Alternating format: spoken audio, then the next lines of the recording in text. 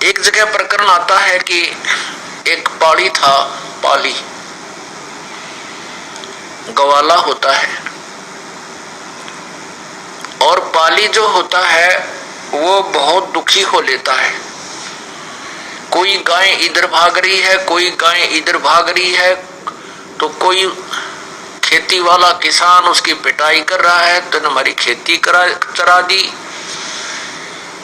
तो वो बहुत दुखी रहता था।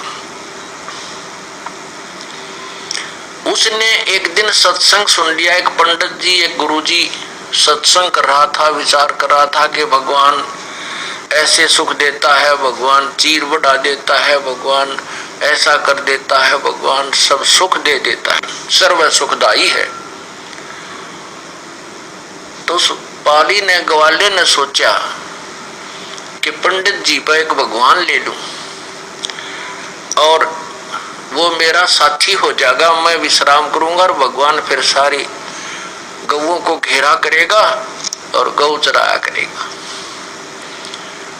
अब सभी उस मंदिर से सत्संग सुनकर चले गए, पर वो पाली बैठा रहा। उस ग्वाले ने कहा, हे गुरुदेव, मुझे भगवान दे दे, हे गुरुदेव मुझे भगवान दे दे, मैं बहुत दुखी हूँ, मेरी बहुत पिटाई होती है, मेरी भैंसें गायें इधर उधर किसी के खेतों में चली जाती हैं, मैं तंग हो लेता हूँ, मुझे भगवान दे दे। आप कह रहे थे ना भगवान सारे सुख देता है।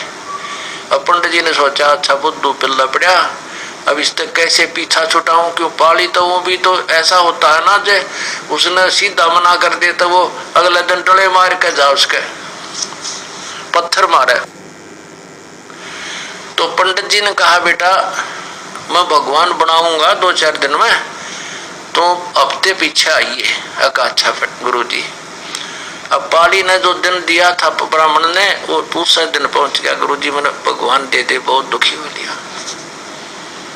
उस पंडित जी ने क्या कराया, एक भैंस का सींग टूटा पड़ा था, उसके ऊपर लाल कपड़े बांध के लपेट कर, धागा लाल लपेट के और रख रखा, नारियल सा बांध के, और कहा, पाली ले बेटा ले जा, पर एक काम करिए, इस भगवान को डेली भोग लगाना है, पहले इसको खाना खिला के पीछे खाना है।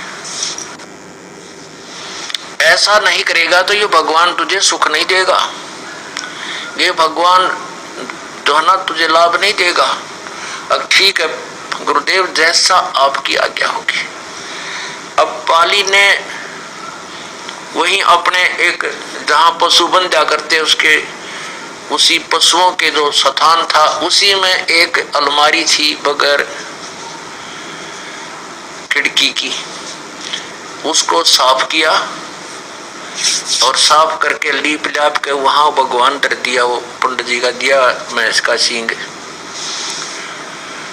अब उसको जो आहार मिलता था खाने के लिए, उस पाली को, उस आहार को लेकर के उस भैंस के सींग के पास रख लिया और कहने लगा, हे भगवान भोजन खा लो, हे भगवान भोजन पा लो।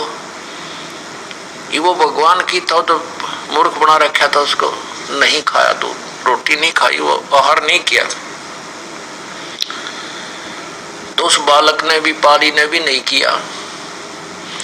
सोचा भाई मेरे से कोई त्रुटि होगी। अगले दिन फिर नहा धो कर नेक्स्ट डे फिर रख दिया, वो उस दिन भी ना खाया, ना सुबह ना शाम, तो उस पाली ने भी नहीं खाया। ऐसे ही चौथे दिन जब पाली कति निढाल हो गया, कहा भगवान आप नहीं खाओगे तो ये दास भी नहीं खाएगा, बेशक मौत हो जा। आप मेरे साथ नहीं होगे तो मेरे को तो सारी उम्र का दुख होगा। ये भैंसे चरानी, गाय चरानी, ये सूत में आती नहीं, मेरे साथ मौत हो जाए वो बढ़िया। अब पूर्ण परमात्मा है हमारे साथी, पुण्यात्मा, ये है वो तत्व ज्ञान जो अब आपके हृदय में उतर जाएगा। मैं रोवत हूँ सृष्टि को, ये सृष्टि रोवे मोहे, गरीबदास इस वियोग को समझ न सकता कोई।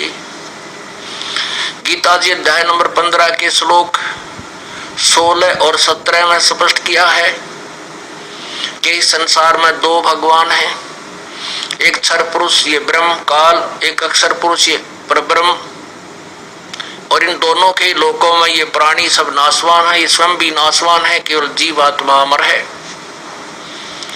17वें श्लोक में कहा है कि उत्तम पुरुष है तू अन्य परमात्मा इति उदाहरते। उत्तम पुरुष यानी वास्तव में पुरुषोत्तम कोई उत्तम भगवान तो इन दोनों से भी न्यारा है, जिसको परमात्मा कहा जाता है। और यह लोकत्रयम अविश्य विभर्ति अव्यय ईश्वर है, जो तीनों लोकों में प्रवेश करके सबका धारण पोषण करता है, सबके किए कर्म का फल भी वही देता है, और नियमत किसी जो जिसका पुजारी है नियमत उसी को बना देता है। ये कबीर परमात्मा भगवान भक्ति की आस्था प्राणी में बनाए रखने के लिए जो भी जिस भी रूप में किसी देव को पूज रहा है, वो वर्तमान की पूजा तो उसकी एक आने की नहीं, एक नए पैसे की नहीं होती, लेकिन उसके पूर्व जन्म के जो पुण्य और भक्ति जो कभी परमात्मा के चरणों में उसने की हुई है, उसी के आधार से वो परमात्मा उस प्यारी आत्मा के प्राणों की रक्षा करने के लिए स्वयं ही कबीर देव प्रकट होते हैं। और वो जिसकी पूजा कर रहा है वो सोचता है कि मेरी मदद आज मेरे इसी भगवान ने की है, लेकिन ऐसा नहीं है। तो ये जो पाली था ये पूर्व जन्म का ग्वाला था, पूर्व जन्म का कोई पुण्यकर्मी प्रभु का कबीर परमेश्वर का बच्चा था। अब वो शास्त्र विरुद्ध साधना उस अनाड़ी पंडित ने गुरु ने पकड़ा दी और उस बच्चे की जान जाने को हुई तो परमात्मा स्वयं प्रकट हुए और सामने बैठ कर दूध पी करके अंतर्ध्यान हो गए। खाना खाया, अंतर्ध्यान नहीं हुए, खाना खाया और बोले बच्चा बोल के बात है मैं बहुत बड़ा हो गया हूं। वो भैंस का सींग था वो खत्म कर दिया परमात्मा ने, अंतर्ध्यान कर दिया और स्वयं साकार रूप जो भी उनका स्वरूप है एक व्यक्ति रूप में प्रकट होकर वो खाना खाया और बच्चे को खिला दिया और कहने लगे भगवान बोल बच्चा अब क्या काम है तेरा, कि भगवान मेरे साथ हो ले और बहुत दुखी होता हूं मैं और मेरे पशुओं को घेर ना दूं। अच्छा बेटा कोई बात नहीं, चल। अब लेकर पशुओं को चला गया। अब एक लाठी पकड़ा दी पाली ने भगवान को अपना लठ।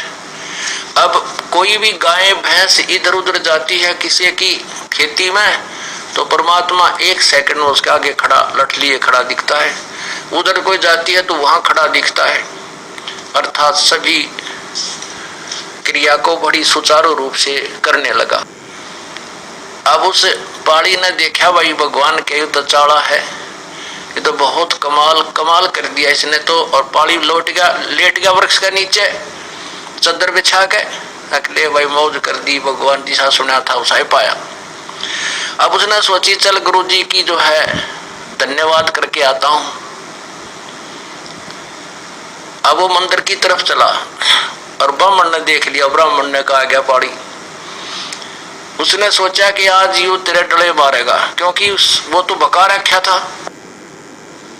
तो पंडित जी ने सोचे आज यू तेरे साथ झगड़ा करेगा और इसने वह खोल के देख लिया होगा, क्योंकि उसको मना कर दिया था कि इसको खोल के नहीं देखना। तो पंडित जी अपना करड़ा दिल करे बैठा था, कह देखिए कहेगा दो गाल देकर चला जाएगा और क्या करेगा ये।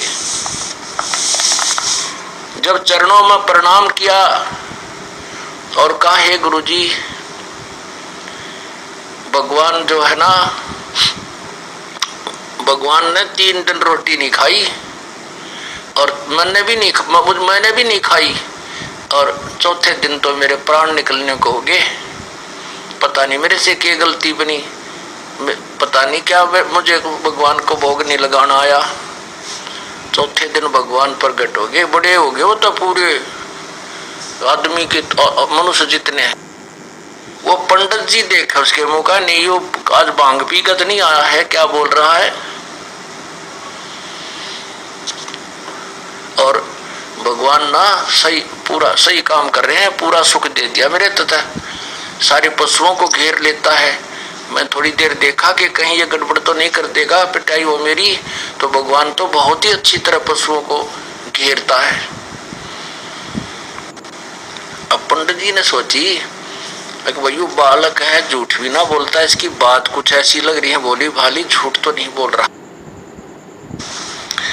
कहने के बच्चा वो भगवान कहाँ है कि चाल दिखाऊं खेत में, वहां देख वो वहां मेरे पशुओं को घेर रहा है, अब चल मुझे दिखा।